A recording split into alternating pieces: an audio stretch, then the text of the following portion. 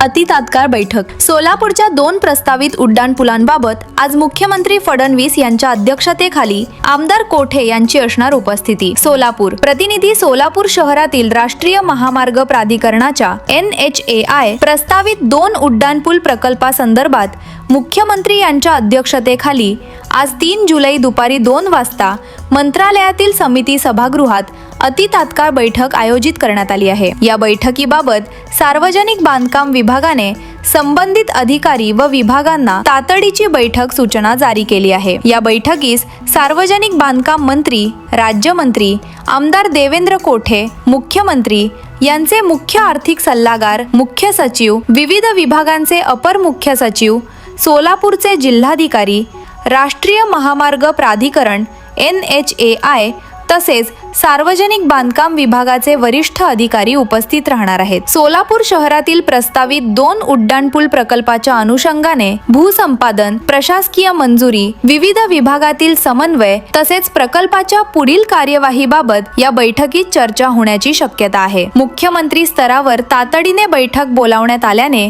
या प्रकल्पाला गती मिळण्याची अपेक्षा व्यक्त होत असून सोलापूरकरांचे या बैठकीकडे लक्ष लागले आहे.